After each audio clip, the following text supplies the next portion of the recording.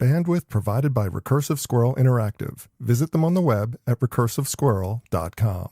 Episode 630, Dateline Scott.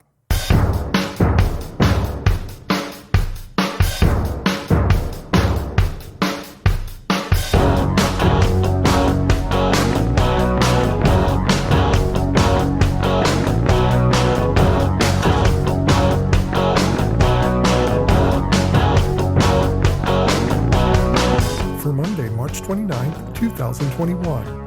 It's time for this week's edition of the BeanCast, a weekly discussion about the news and issues facing marketers today. I'm your host, Bob Norton.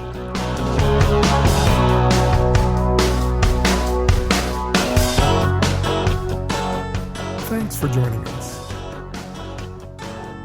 When we hear about China in business news, it's seemingly always portrayed as a powerful economic adversary. But this past week, P&G's Mark Pritchard cast them as his company's greatest marketing inspiration. What did he mean? Tonight, we'll discuss. Also, the importance of experience in retail, whether a flood of TV ads is coming soon, why transparency is Facebook's worst-case scenario, plus this week's Fair, Fail, Foul. That's the lineup. Let's meet tonight's panel. Thanks for joining us for this week's BeanCast. I'm Bob Norp, and with me on the panel for this evening, we start with the founder and creative director of C-Spot Run Productions, entrepreneur, podcaster, and inspiration to us all, Ms. Wendy Cooper. Hey, Wendy. Hey, Bob. Thanks for having me. You're welcome. Now, next, she's the CEO of podcast network Twit.tv. We say hello to Ms. Lisa Laporte. Hi, Lisa. Hi, Bob. It's great to be back. Great to have you. Now, also with us, we have the founder and principal at Scott Monty Strategies, Mr. Scott Monty. Hey, Scott. Hello, Bob. Hello to you. And finally, we have the chief brand and marketing officer at GRK Fresh Greek, as well as a board member at Mashburn Enterprises, Mr. Jonathan Sackett. Hi, Jonathan. Hey, Bob. I'm a little disappointed in the other guests, but we can keep moving. Wow. Huh? That's a bomb. That felt like a lead balloon. Wow. All right. Well, with that note, we might as well jump into the topics, and hopefully Jonathan can talk a lot because nobody else will want to engage in conversation with him. They're going to be ignoring me now, damn it. Now, Mark Pritchard, if you don't know, he's the CMO at Procter & Gamble. This past week, he claimed that China is the future focus of the company, or should we say China is the future of the company in terms of marketing innovation and global trends. Now, even though they're still their second biggest market, they're the second biggest market for P&G, he believes that the pace of digital transformation there is a clear indication of what will soon overtake marketers everywhere.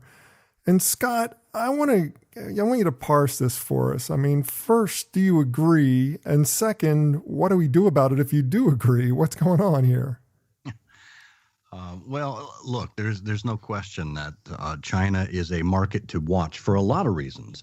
But certainly in terms of marketing innovation, it makes sense. And quite frankly, I'm surprised that it's taken us this long to figure it out.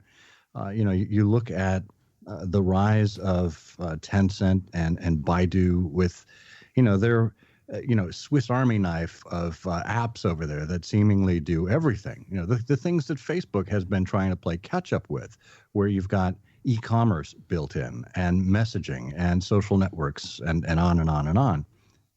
When so much is wrapped up in single entities like this in China, you would expect there to be the kind of digital transformation and innovation that needs catching up with. And whereas here, it's for the most part been more dispersed and held obviously in different companies' hands and in different industries' hands, we, particularly in the mobile marketing space, have a lot to catch up with. And everything is mobile these days. I don't think of mobile as a separate entity, as a separate vertical. But that's what's been driving China for so long. Add to that, just the acceleration that we've seen over the last year or so. I think it makes great sense that P&G is making a move in this space. I wanted to interrupt. Go ahead. Before you go too much further, I wanted to really narrow down on that mobile aspect of things. I mean, do you really believe that mobile is the driving force across the board for why China is such a leader in marketing? Is it mobile driving this, or is it other factors as well? Yeah, well, I think mobile is probably the leading factor in it. I'm sure there are other factors that I may not be aware of, but I think that's the one that comes to my attention the most. Particularly through players like Tencent and Baidu.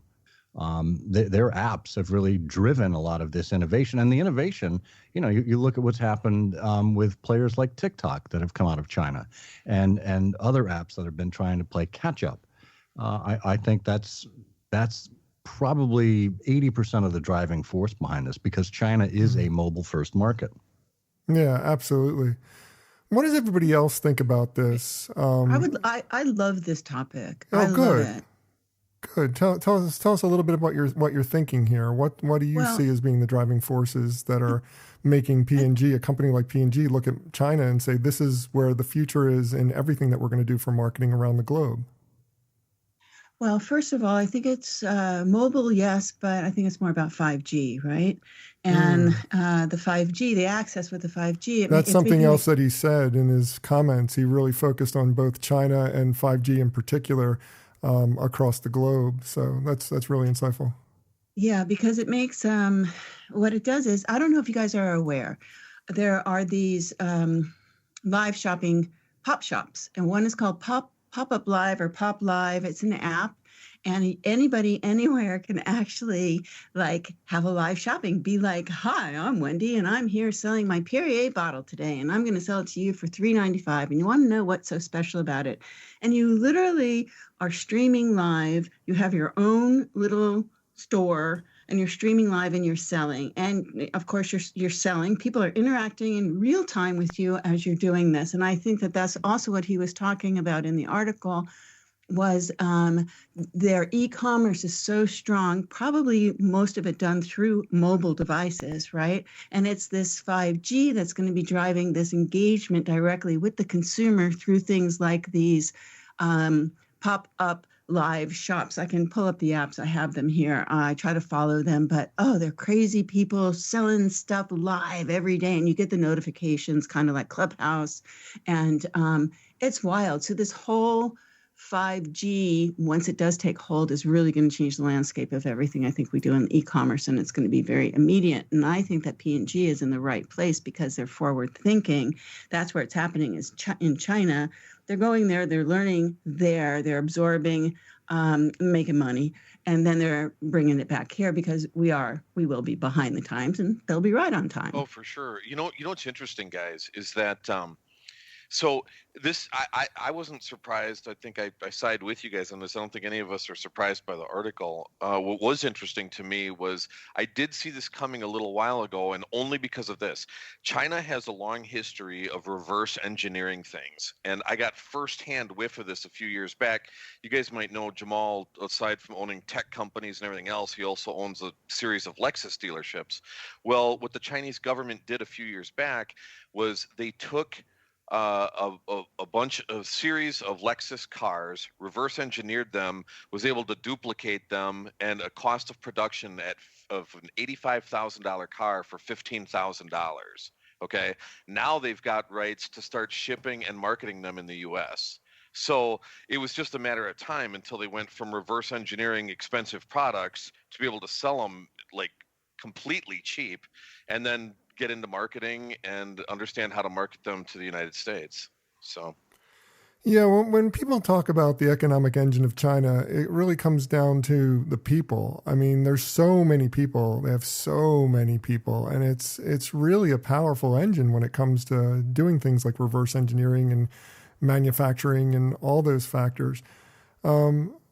One of the things that Wendy brought up, though, in terms of the marketing potential that's coming out of there, is something we're going to talk a little bit more in our second topic about retail experience. But how important do you guys believe streaming is at the retail environment, at the retail level? And this is both online and physical retail, the ability to stream content and create an experience right in the aisle. Does that disintermediate retail, or does it enhance retail?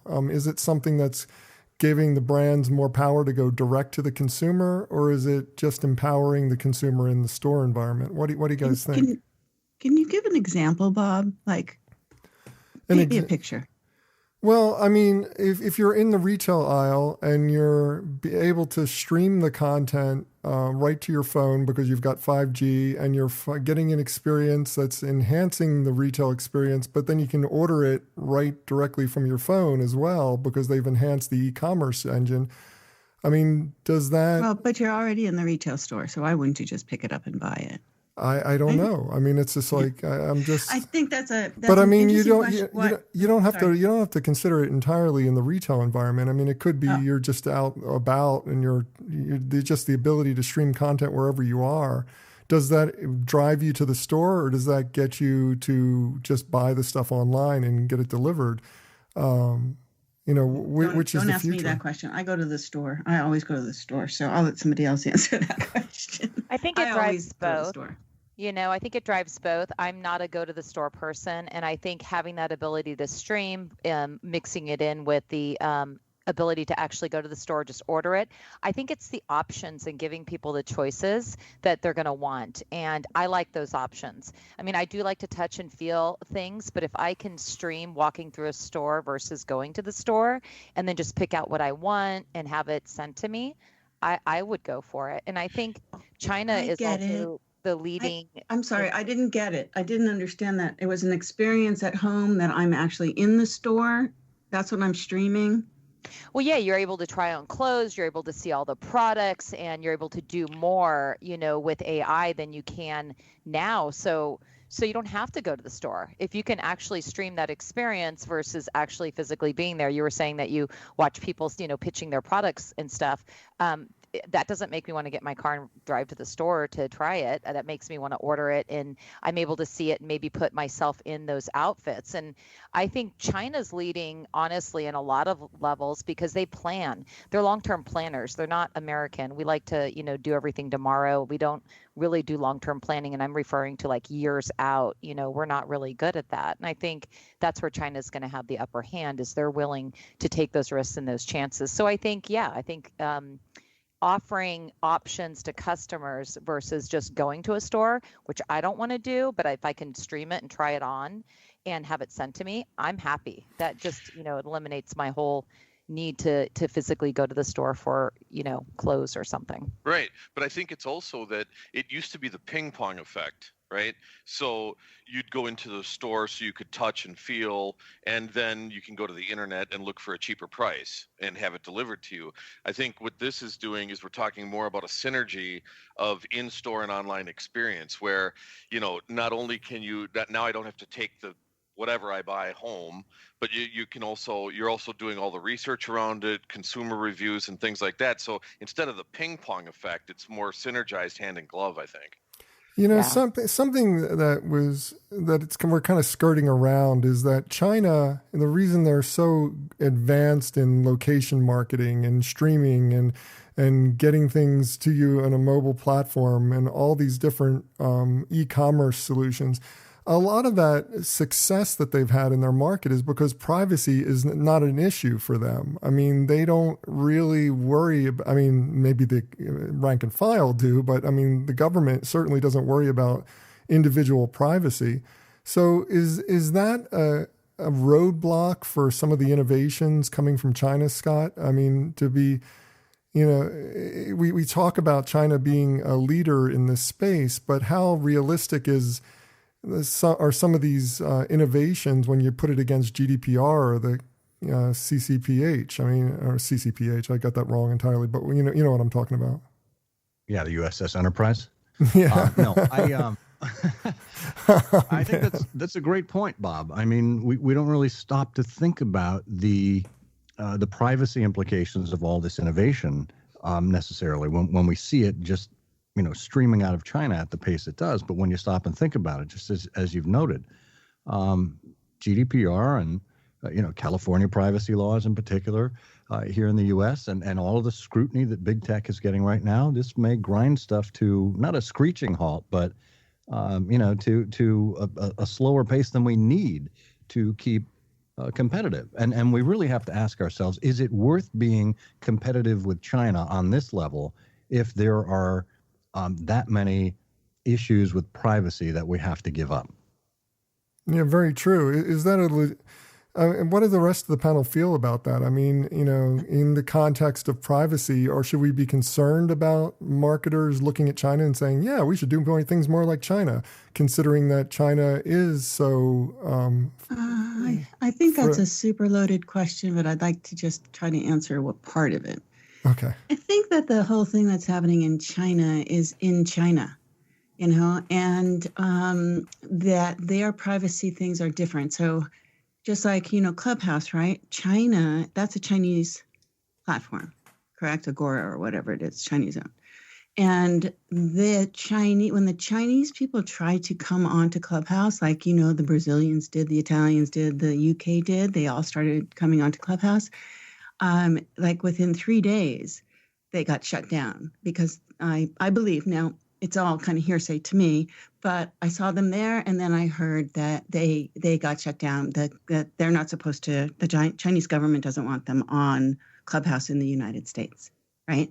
Or on that platform for some reason. So I'm feeling as though perhaps this is all contained within China, right? This whole thing is happening within China, and the commerce and all of that is thriving within China because there are so many people and they are so progressive within. They all have, and they do have this technology that they love to use. Doesn't mean that we're going to possibly do the same thing, but it doesn't mean that we can't go there, learn from it, prosper from it, and then bring some of that back here, which is what I think P&G is doing.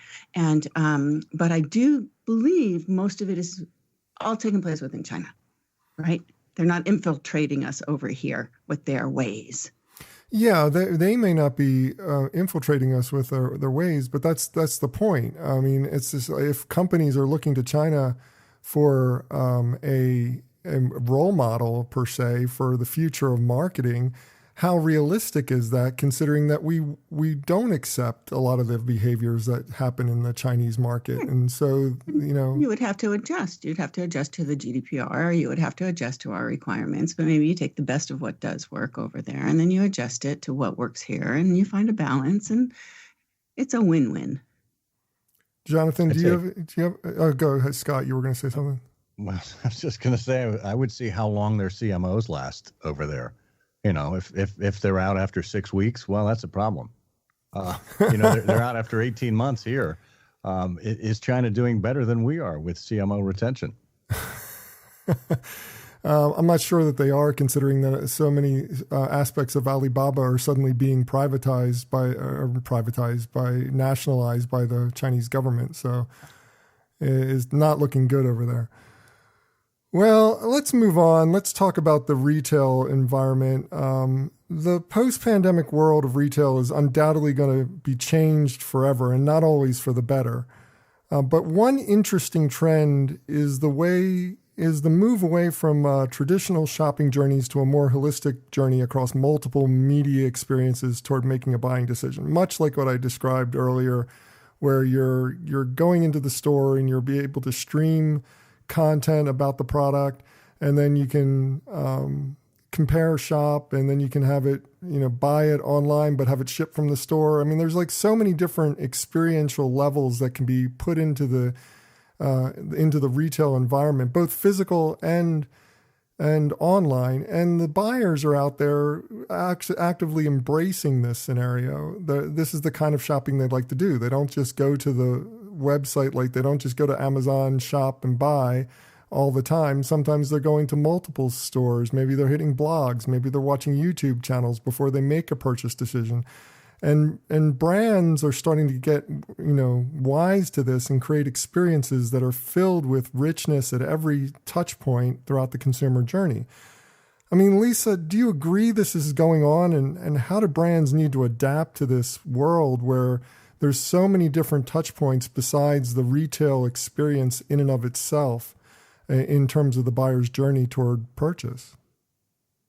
I already feel like we've pivoted towards this, and I think as of last year, it's even become more. That's how I shop. I mean, that's when I got this question, I was like, wow, okay, this works for me because it's how I shop. Do I feel that the explosion of e-commerce growth last year will put an end to brick and mortar? I don't think it will, but what I think you're going to see is more hybrid models as we are able to start move to be able to move around to where stores will start to offer more of an experiential feeling when you come in. It won't just be somebody at the checkout counter and you can't find anyone to help you. There's going to be more people, I feel, that are going to be customer facing for when you do want to go into a store. And before the pandemic hit, Amazon already started to do this. I went to an Amazon store in Marin County and I was able to walk in. You're able to touch things. You can either buy it right there in the store on your Amazon app. You couldn't really just take it out of there. It was really just like a showcase room. So I really, my personal feeling is not only are brands going to be, across multiple platforms, hitting you on social media, maybe even through, your journalism that you're consuming, however you're consuming content, you're going to also receive those ads. You can try things on in an app, but I think you're going to see more and more hybrid stores where you're going to see the storage rooms in the back are converted for online, fulfillment. Whereas when you walk into a store, it's maybe more of an experience versus, you just go shopping and you're checking out. So I don't think brands should feel that the retail store will be closed, but they should pivot. They should be more open to these hybrid models where they're able to touch points either in a store or in a virtual world. So I really think, yes, brands need to pay attention. They need to pivot. I don't think this is going to kill the brick and mortar store, but it's going to pivot it to be more of an experience. Like you can show up to Macy's and be picking up what you're buying. Maybe you can shop more there and have a glass of wine and just sit there and have a virtual experience unless you saw something you like and they can bring it to you. So I think you're going to see more and more of these hybrid places where there's other things going on. You're already seeing it with movie theaters. They've added food and wine. You're going to start to see this, I feel, in retail stores as well, but I don't think the brick and mortar will go fully away. Yeah, when you talk about that kind of experience, that's what New York has had for some time. I mean, the Macy's in New York, there are bars and restaurants. The same with Bloomingdale's. I mean, there are so many different experiential elements to these shopping environments that maybe could be rolled out across the country and might increase the ability to attract people into the retail environment. Yeah, and I like how you pointed out that this isn't the typical end of brick and mortar discussion. I mean, this is about enhancing the brick and mortar experience as well as adapting to an online world where people are actively shopping via the internet and ordering and having it delivered. It's also, these experiences are also attracting people to the store. Jonathan, what's your feel on all this? I mean, you're in a retail environment, you're dealing with these types of questions. I mean, albeit in a restaurant environment, it's still a very retail experience. How are you using technology to enhance the experience for customers at every stage of the journey toward purchasing a meal? Well, yeah, and remember we're moving to grocery stores as well. So, that involves everything from packaging, package design, aisle design, et cetera. But I think, I agree with everything that Wendy said, but I would also add to that is that, the power of influence marketing, social, is huge. So we can't think of any one thing in isolation of another. So if people are doing what we know they're doing at the retail, at the outlet, at the store level, what they're doing is they're doing a lot of research prior to getting there and once they get there. So you can't ever underestimate the power of that people are doing reviews, ratings, things like that, so that it's not just somebody going into a store, doing their research on their phone, buying it and shipping it. It's, well, here's what I didn't like about it, or here's what I did like about it, and then that snowballs, and then that influences what people are doing. So for us, for example, my biggest hurdle is now I think we all know this. I'm not Greek, but yet I part own a chain of Greek restaurants. Well, the thing about it is, and we're rapidly expanding, is that everybody knows what a taco is, everybody knows what pasta is, but Greek food, the names of the Greek food, and the education of the products that we have is more of the hurdle for me. So with the new, now you got to remember, I've renamed the company. I just haven't unleashed it yet. My board meeting is tomorrow afternoon, and that's where I'm unleashing the new name and everything else and the new brand. But what it's going to come down to is, how do you get over the hurdle of education while entertaining people? You know, if you look at the past, at the work that we did with Geico and Skittles and everything, it was about entertainment. Now, if you take a look at it holistically and say, okay, drunk history is a way to educate people while entertaining them. So I'm not saying that I'm going to create a drunk history, but we have to find, and I think I have found, a way to entertain people at the barrier level to say, this is what this is. What are these products? What's in it? Why is the Mediterranean diet so much healthier? And here's what the products are named, and here's what's in them. But you like I said, I'm sure all of us have ordered a taco or a burrito or, you know, any type of ethnicity food. It's just Greek is the least known because there is no national chain, which is what we're becoming right now. It's plus Jonathan, nobody can taste it through the package, right? So the package is everything. That's right. That's right. It's got to be, you know, it's got to be intriguing enough while educating you as to what it is and why it's better. So without trying it, yeah. I hope you name it Opa. And then I'm going to have a big mustache on. It's going to be great. One of the things that's kind of a subtext to this conversation, which I love, is the fact that we're not just talking about digital here. I mean, Scott, when you think about retail and enhancing retail environment and creating great experiences, the first thing that comes to mind for most marketers is, you know, digital applications, you know, whether or not it's streaming in the aisles or content on the shelves or video monitors or what have you. But this revolution is much bigger than just digital, isn't it? I mean, this is a rethinking of retail from the ground up, right? Oh, it really is. And I mean, look, the last year, amount of time that we've been on hiatus, basically, from the crush at the stores. I know everyone who does go back to the stores is doing so with great deliberation. It should remind us of all the tactile things that we are missing in the interim, the things that you can't replicate digitally, or the things digitally that might enhance an in-store experience on the flip side. But in listening to my colleagues here talking about it, it can be an incredibly rich experience if done well. There's an opportunity here for those who are truly thinking about it from a 360-degree view to really make it quite the experience for the consumer. At the same time, this is a case, I think, of the haves and the have-nots. Not every company is going to be able to afford to do what a Macy's or a Nordstrom might do. Certainly what Amazon is doing. There are some firms that will be able to barely get by if they try a hybrid approach because it'll just be stretching their resources too thin. So I think they're going to have to make some very hard choices about where they prioritize and what actually matters most to their customer base. And it could be, like Walmart has focused a lot in the last few years on their app and making their app a much more user-friendly kind of thing. And, they view Amazon as their big rival, and yet they still have all these brick and mortar locations that are the backbone of the company. And as been mentioned, as it's been mentioned as well, Amazon is getting into the physical aspect of retail as well. Exactly. Right. Yeah. The two are racing toward each other, really, from two different perspectives. And what's it mean? Well, it means great competition for consumers because we're going to have more choices now. And it also means that you don't have to go into the store. You can do pickup and delivery. You can order on an app and have it delivered to your home. You can, have a whole variety of things. But the big players are the ones that are really going to benefit here by being able to offer the most choices.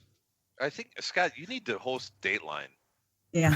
Doesn't he? Boy, I listen to this guy. I'm like, man, I could listen to this guy all day. Keep going, man. I love it. I have a real quick thing. I really love, being in consumer goods most of my adult life, it seems like. I always had a habit of perusing the aisles. I have to know what the competition is doing. I need to look at shelf space. There's just so many things that I look at, right, Jonathan, like the packaging and actually how's it going to sit on the shelf and what's the color and who am I up against and all of this stuff for my clients, right? And I love retail stores. I'm a D2C expert, though. So think about that. And here in Los Angeles, I have to tell you, I go into Target or I went into the Container Store. I went into Whole Foods, which is now Amazon, right? And we have Amazon stores all around me. I'm in El Segundo, Manhattan Beach. And there are so many people shopping. I think it's too early to really figure out how we are all going to be reacting to, let's just get it delivered, right? After living through a year of a pandemic. We might just as a human race shift our habits a little bit and maybe want to go out into the store and have that experience. That is that physical experience. I am seeing that everywhere that I go here in the Los Angeles area. You know, I bet you are a nightmare to shop with, aren't you?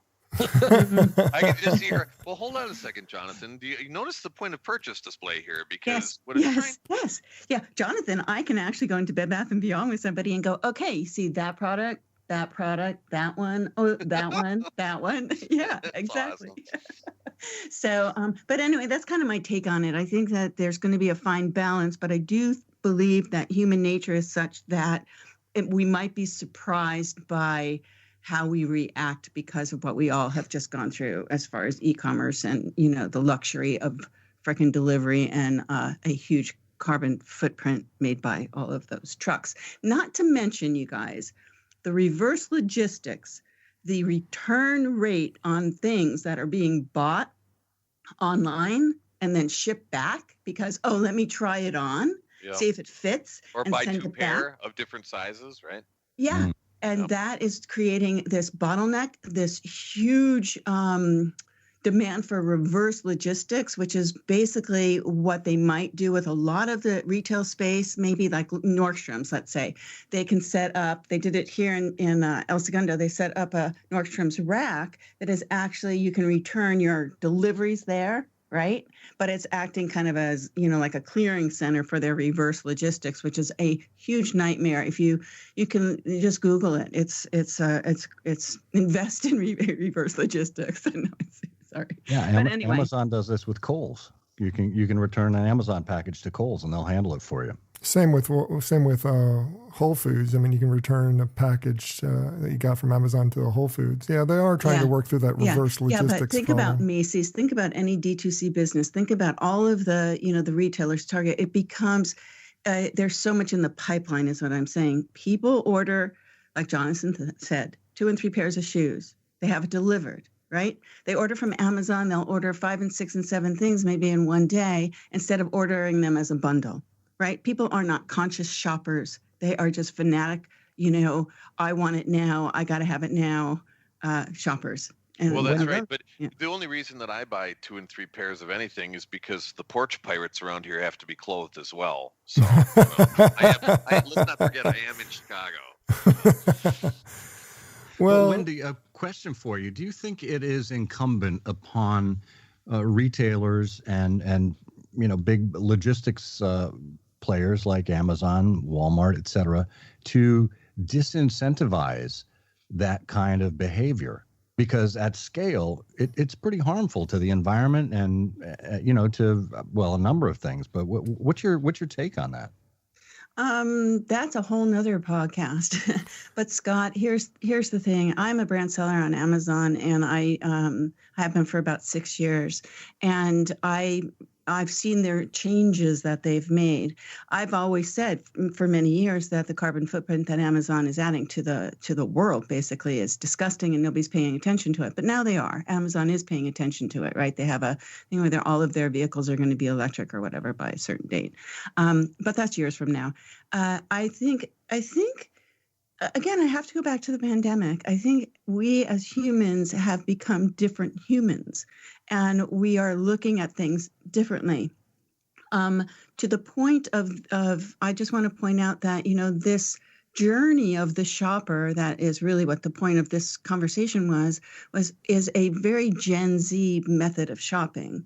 the Gen Z mentality really is, what do you stand for? Are you sustainable? Who do you sell to? Who represents you? Who's your influencers? And they go through this whole path of understanding a brand before they even will purchase it. And they can't understand why people don't understand that's how they shop. Because we come from the background of we got to have it now kind of thing, right? And that's really the essence of Amazon is really, oh, wait, I'm out of pencils. Oh, I haven't delivered, When you think about what that actually does across the world to the environment, it's frightening. So I think it's a conscious effort for people to talk about that and think about that every time they get lazy. And that's why I say, go to the store, right? Mm-hmm. Walk to the store, get in your car, go to the store, or bundle your shopping or whatever it is. Pick your own grapes, that kind of thing. And not pick your own grapes, but, go to the store and pick your own grapes. But anyway, that's how I feel about it. I have a very strong opinion on all of that. So, but thanks for asking. Don't get me started on all that, too, because it's just like I'm living in Michigan, where in my county, they have absolutely no recycling options at all. I can't do curbside recycling. I can't go take my stuff to a local recycle center. There's nothing. And it's just like, I think there are bigger problems than Amazon in terms of the ability for us to have a sustainable lifestyle in this country. But that's a whole nother story, like you said, for a whole nother time.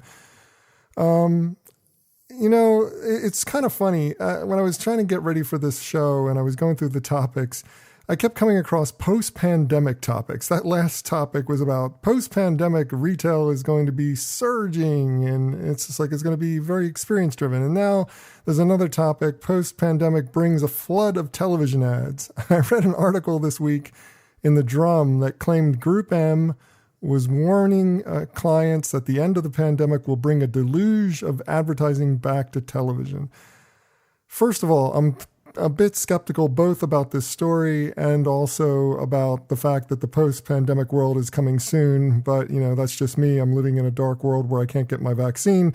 But Wendy, what do you believe? What do you believe is actually happening here? Is there going to be a deluge of advertising coming back to television? Is television going to get a second wind, or is that ship already sailed? So I'm assuming we're talking about regular old TV. I think we're talking about. I gave it to you because it's just like you have the background in direct response. Yeah, I know. But I mean, from the standpoint of TV as a whole, I mean, I'm thinking both DTC and going brand wise on television. Right. But there's OTT and there's CTV, TV. There's all sorts of. There's Roku. There's all sorts of things. So I think that is it if it's just network television advertising, general advertising, I can see. And now this is first of all, this article was written in the UK, right? Yeah, it was a Drum article. It was a Drum article, and the Drum's out of the UK, right?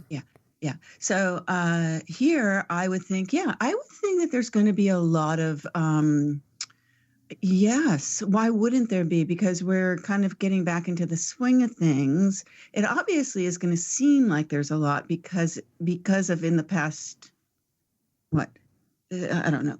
How you buy media, but it would, number one, it would seem as though we would already know this because the media would already have been bought and booked. Correct. So we would already know. I mean, this is Group M, is a big media buying conglomerate under WPP. And it's just like, if they're giving a warning, it means that they're seeing a trend of people actively booking ads and that the inventory is quickly running out. So, I mean, I'm wondering how much of that. The inventory is running out, but it's also being pushed back. Exactly. Right. That's the whole thing. That's why I'm so skeptical. I mean, it's just like people are buying ads, but I don't know that they're actually going to run them. Right. Exactly. Well, that's kind of stupid. Hey, we just found a name for the show, guys. There it is. Well, that's kind of stupid. But I mean, come on. Why would they buy them if they're not going to run them? Admit hello. That's perfect. Well, I mean, they're going to run them, but are they going to run them in a deluge, right now? I mean, you reserve your ad space, but if you choose to get out of that contract, you've still paid your money. You just may have make goods, or you're pushing your ads back later in the year or to the next year. And it's snowballing. Exactly. Right. Yeah. Well, why wouldn't you be running it when people are still at home? Which is what I'm saying. They're saying post-pandemic world is going to be a flood of TV advertising, and I'm just like, that's the last thing I want to do when I have my shots and I'm able to get out of the house. I don't want to sit at home watching TV. Well, let's not forget, guys, also that, whenever this post-pandemic is, God only knows. But if it's this summer, that's when all the media buys tank, particularly for television, because people are outside. People aren't watching television because they're outside. Exactly. Yeah. So, post-pandemic crunch, maybe I'm the only one who's this cynical, but when I was reading that particular article and having worked within the WPP organization, that was intentional. If the people aren't catching that, to quote Biden, under the former guy. Yes, under the former guy who ignored me for every meeting I tried to schedule with him. Did I say that? Okay, so, but the thing about it is that post-pandemic is going to right now theoretically be the summer when nobody's watching TV. And that doesn't make any sense that it looked to me when I was reading that article, I thought, wow, this sounds like a self-fulfilling prophecy. Hurry up, guys, get your media buy through us because we're in the know here. Exactly. That's exactly the way I read it. And I'm glad. Thank you. I'm glad that I'm not the only one. Yeah, exactly. Because it none of it kind of makes sense. Even when you're just looking at Bob's question, which I'm looking at on the screen right now, it's like, come on. Well, Bob doesn't. It doesn't nothing makes sense about it. So they've basically got a lot of media they probably want to move. And so they're kind of exactly. Hey, everybody's abandoning us. You better hurry up because there's not much there's only so much time left. It's an end of year sale by Group M. The scarcity rule. I'd love to get Lisa's opinion on this, mainly from the perspective of where money should be spent. Yes, podcasting, of course, but I mean, other places where it can be spent. Where would you put your money at this point? Is it television? Is there going to be a big surge in demand for it, or is there other places that the money can be better spent?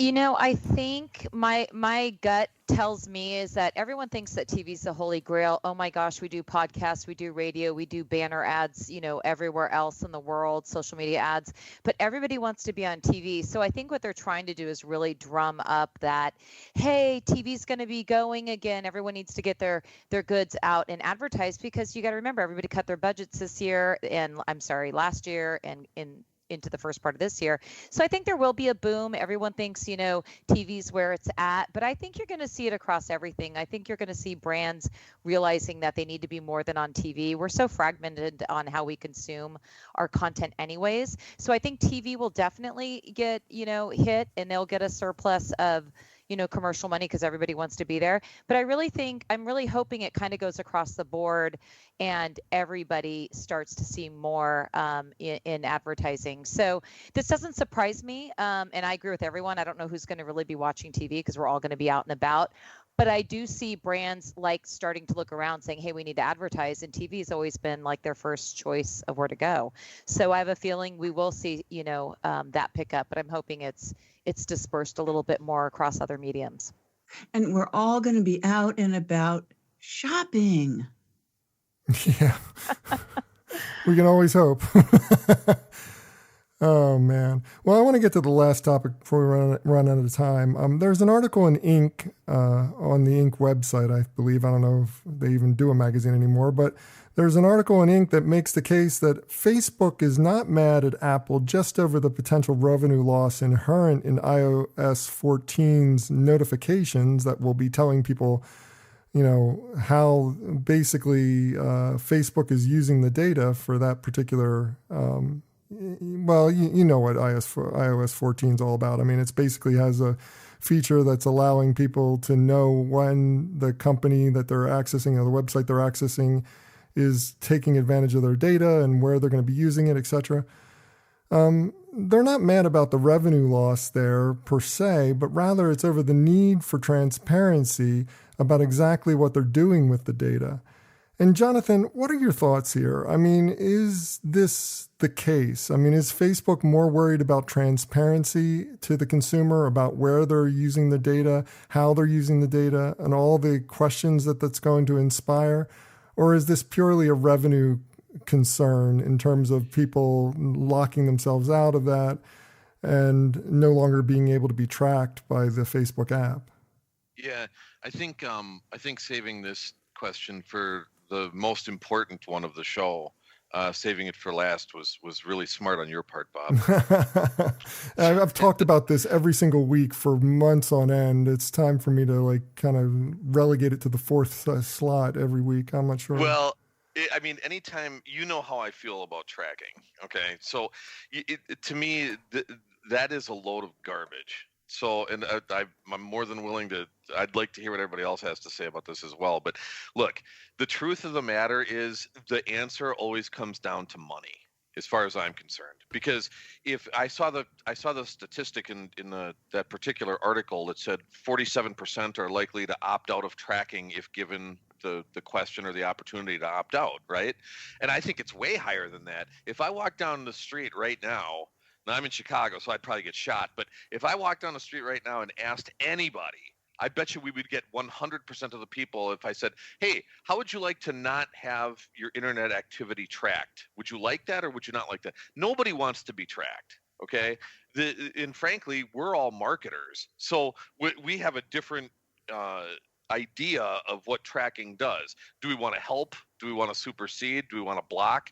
Well, that's up to our internal minds and our discipline, right? So I think it's ridiculous. I think the only reason that Facebook would have a problem is because they're going to lose data and lose people because of that. Because let's face it, anybody, if given the opportunity to answer that question, is going to say, yeah, I don't want to be tracked, because they're not thinking about this particular website. They're not thinking about cross-sell, upsell, personalized ads, things of that nature. They're thinking, oh my God, what are you seeing on my computer? That's what the average consumer is thinking, in my opinion.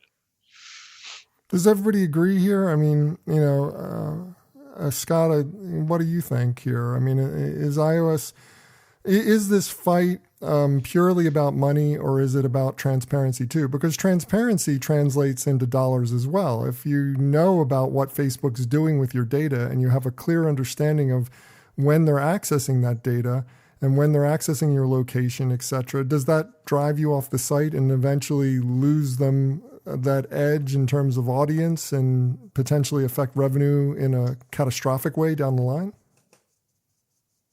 Well, I think Jonathan's point about the average consumer, they're not that well informed at a detailed level to be able to make this a real issue. But, of course, it's always about money. But, Facebook has been less than transparent since its very beginnings. We've seen the chat messages that Zuckerberg shared in his Harvard dorm room about being able to fool people and take their data because they, quote unquote, trust him. That's right. And Scott, I'm sorry, I don't mean to interrupt. I just want to add to that. It wasn't that long ago. It was either in 2019 or 2020, and you can look this up. Facebook's own attorneys said that the public doesn't have a right to privacy when it comes to internet usage. Do a search for that. And that's exactly how they feel. So this does only come down to money, in my opinion. I'm sorry, I didn't mean to interrupt you. No, I think you make the point very succinctly, Jonathan. I mean, wow, we know. Dateline Scott likes me. This is awesome. Scott, just keep talking, man. I love it. Next week, we'll be back with Jonathan talking about trust and transparency. There's been a murder in Chicago. But no, I think that sums it up well. Facebook is always concerned about money, period, and remaining the dominant force. And it will do anything it can to topple its competitors. I mean, just this last week at that farce of a hearing in Congress, Zuckerberg, basically threw the rest of the industry under the bus and implored Congress to look at Section 230 in a way that would benefit only Facebook. So Facebook cares about Facebook. That's it. It doesn't care about its consumers. It cares about maintaining power. So Facebook cares about, Zuckerberg cares about Facebook. Bezos cares about Amazon.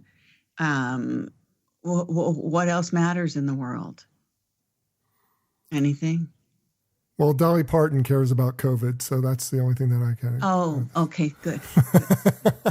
Not so a very rich that people. going for you. You got that. There you go. All right. Well, it's time for this week's Fair, Fail, Foul. But before we get to that segment of the show, I do want to take this quick opportunity to thank my guests again and allow them to each do a shameless plug. Starting with that voice you just heard, Wendy Cooper. You can find her at wendycooper.com. That's the home for her podcasts and all her information, personal information. You also have C Spot Run, which is the letter C, spotrun.com, which is the home of her production studio, where she is the creative director and the founder of this direct response agency. Tell us what's going on in your world, Wendy. What would you like to promote? Thank you, Bob. You just did an excellent job. I would like to promote just about nothing. Okay, so I would actually like to promote the fact that I do have 2 clubs on Clubhouse that I do want to promote because they're important to me. One is called Concept to Consumer, and that is a new club I formed where it kind of goes along with how I formed my company many years ago, where I found that people who were trying to bring their products to market didn't know the first thing about the back end, the front end, the in between, and everything else. They just thought a commercial was the answer to all their problems, and thus, my agency formed. So, Concept to Consumer Club, I am inviting anyone who is on Clubhouse. If you need an invite, please come, because that is the place where it's a safe place for everyone that works between the concept and to the consumer and beyond to gather and lend their wisdom and share advice, and then have the entrepreneurs and people like that come in into the rooms and learn from us as we collaborate. And then my other club is actually 60 something, and it's Live, Love, and Laugh. And it is, I'm 60, I was 66 on Saturday, and I am so grateful for my life, and I celebrate it every day, and I want to do the same for everyone else. So that is a club where we 60 somethings get together, and we don't talk about menopause or anything like that. We just, we kind of, it's like Cheers on Clubhouse 30 years later. So anyway, that's it. And you can listen to my podcast, The Five, with me, Wendy Cooper. That is where I am myself, and it's only about 5 to 7 minutes, and you can find that anywhere. And my the Wendy Cooper Show, that is called Story Views now, where I actually have interviews with people, and then I create these stories. You can even listen to one with the wonderful Mr. Bob Norp. So anyway, they're everywhere you get your podcasts. Thanks, Bob. You're welcome. You're welcome. And Wendy is an inspiration in a lot of ways, so you definitely want to check out her content. Next up, we have Lisa Laporte, who also has a lot of content at twit.tv. That's where she is the CEO, running the business for a network of tech podcasts. That's phenomenal. And let me tell you, if you haven't listened to them, you have to go there. You have to check it out. Lisa, do you have anything you want to promote? Well, you just promoted Twit TV for me, so if you are interested in tech, please go there. And I've recently joined a nonprofit group called Latina Geeks. It's promoting Latina women into tech and helping them find jobs, and I'd like to give them a little shout out. Fantastic, and congratulations, you just did that. So that's great. Yep, there we go. Now, next we have Scott Monty. You can find him at scottmonty.com. That's the home of Scott Monty Strategies, which is his company. He is a consultant. He is a keynote speaker. He is a writer. He is I was going to say James Bond. No, it's a Sherlock Holmes fanatic. So tell us what's going on in your world, Scott, before I screw this up anymore. Oh, you're doing just fine, Bob. Well, I have been experimenting with another audio app called Fireside Chat. Mark Cuban is backing it. And I've been doing a show every week there called Timeless Leadership, where I pick one of the virtues of leadership and I find someone who either represents that or has written about it. And I interview them interactively with the audience on Fireside Chat. So you can find me at firesidechat.com/Scott Monty. And I am recording all of those chats and turning them into a podcast for the premium subscribers of the Timeless and Timely newsletter, which you can get at scottmonty.com if you haven't gotten enough of the dulcet Dateline tones. Every time I hear the phrase fireside chat, I picture, you with a pipe sitting there in a smoker's jacket. You got a dog at your heel. Unfortunately, the pipe is small and metal. It's weird. Okay, all right. And last but not least is that voice, Jonathan Sackett. You can find him at grkfresh.com. That's the home of GRK Fresh Greek, his restaurant chain. There he is, a part owner. You can also go to Mashburn Enterprises and find out more about the bigger company that he's part of that owns this GRK Fresh Greek. But tell us, what's going on in your world, Jonathan? What would you like to promote? First of all and foremost, I would always like to promote this show. I love Bob. He's one of my dearest friends. I think it's important. I get people around the world contacting me, as well as students and everything else. So I'm a fan of the show. Please listen. Please share. I would also add, I got to tell you guys, this is like the dream team. You guys, I would promote my fellow cohorts here in anything that they're doing. These guys are great. So please follow them. And if they're telling you, if they're helping educate you, if they're giving you advice, this is the team to listen to. So I'm a big fan of everybody on the show. So thank you. Follow me on Twitter, Jonathan Sackett. The only other thing that I would add is we've got some big news coming out about a whole bunch of stuff. I won't tire us out with that, but I will say we've got a lot. We've got 5-star restaurants launching. We've got in retail launching. There's a lot going on. I'm super, super excited about the future here. And believe it or not, while other restaurants are dying, we're buying.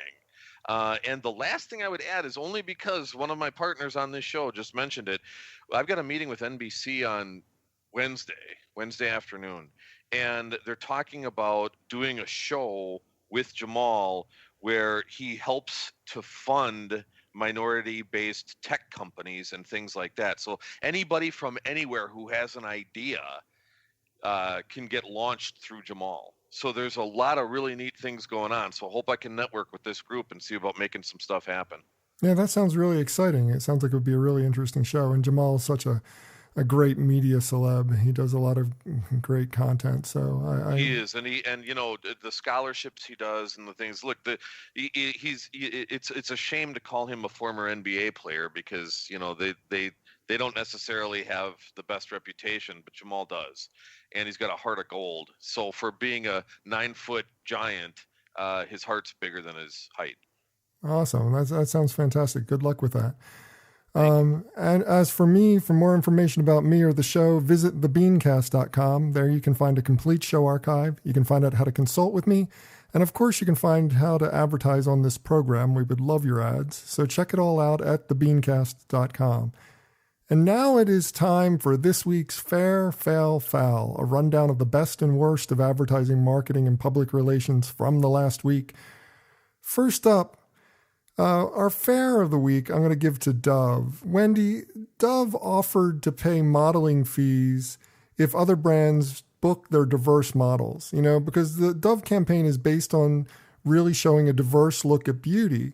And they have a stable of models that they've gone to, and now they're giving them references to other brands and saying, if you use our talent, we will pay for the modeling fees because that's how much we believe in this. I think it's a great brand message. It's great socially. It is powerful. I think it's going to be a really effective way to kind of extend the value of this really successful campaign that they've had for some time. What do you think?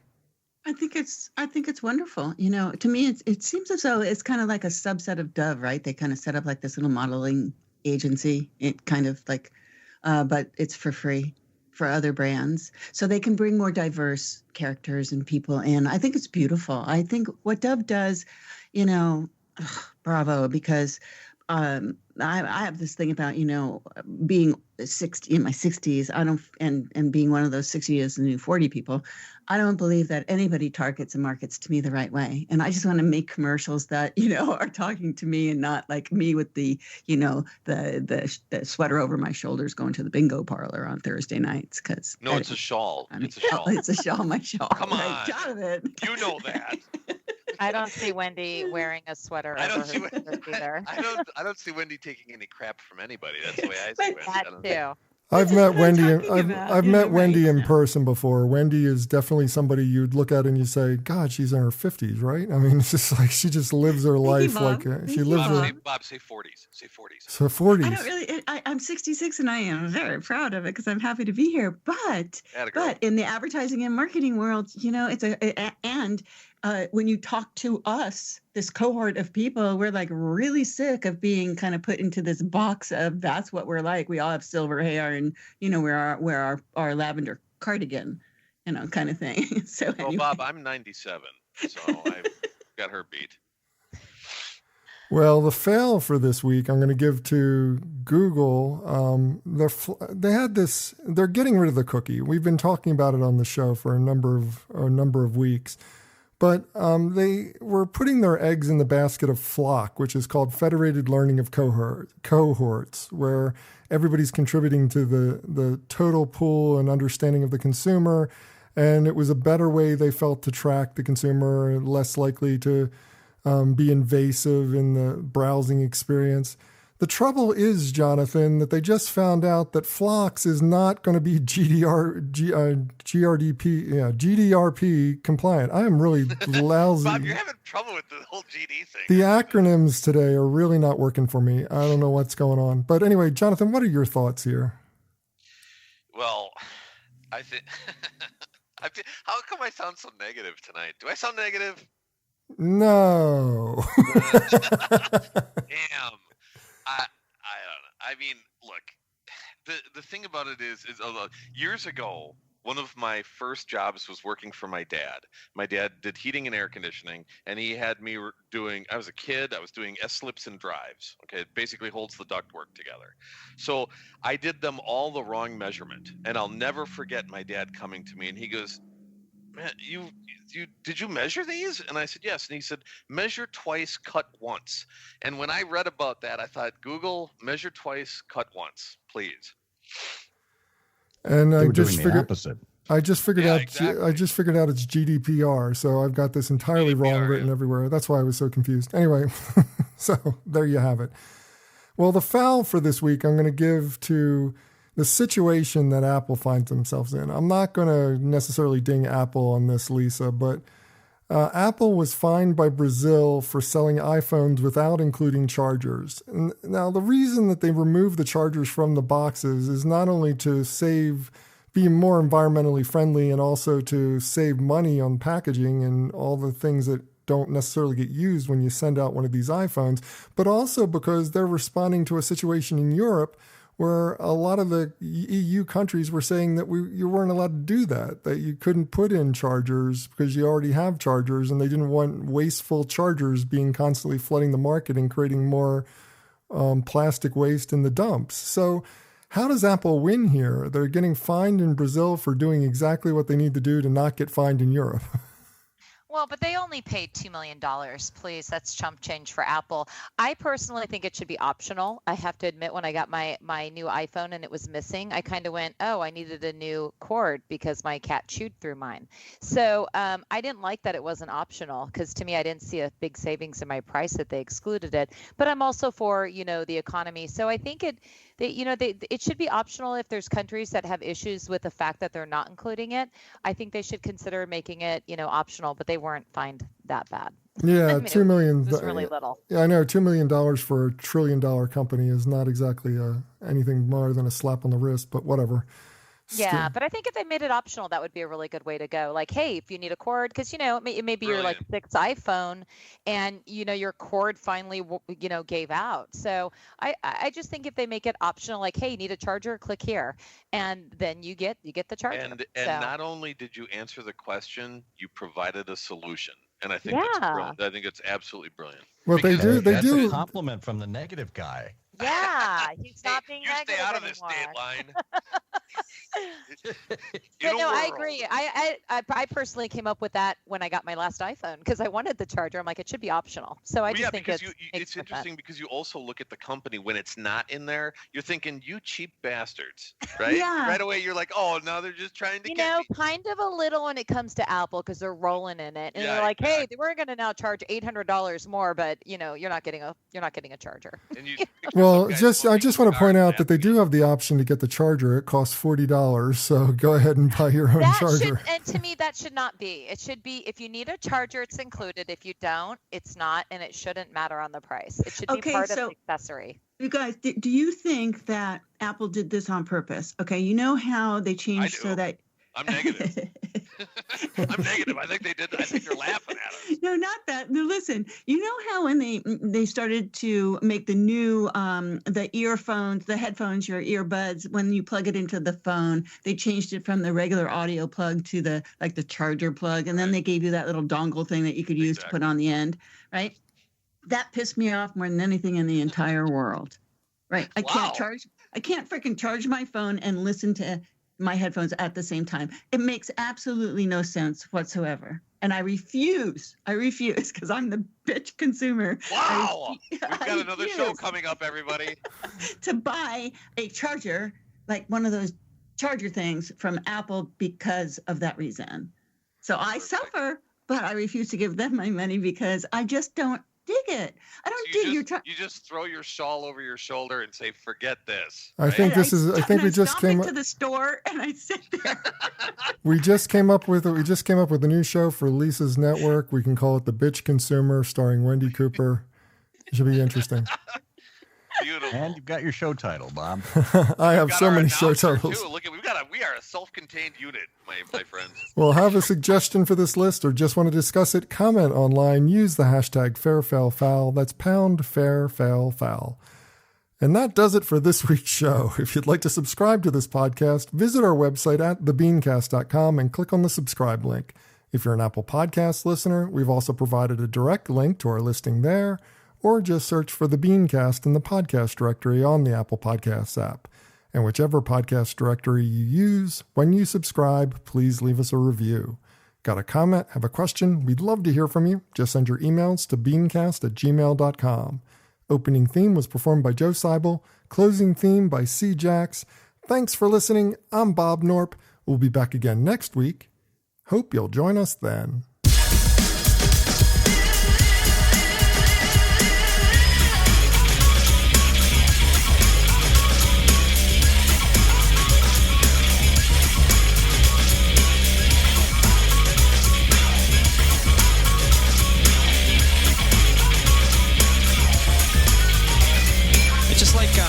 You know what I mean? It's like if it's, you know what I mean? I don't know, man. Just like, okay, it's like, you know what I mean? Like, it's like totally like that. It's like, I don't know, like if it's, you know, it's like, you know what I mean? Yeah, it's just like kind of, it just seems like it's just like almost exactly.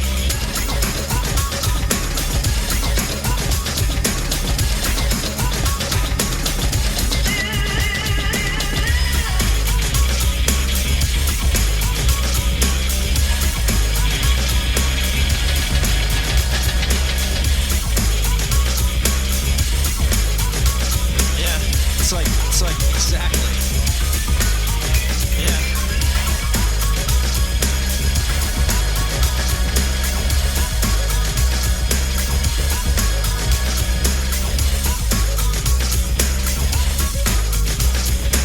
You know what I mean? Exactly.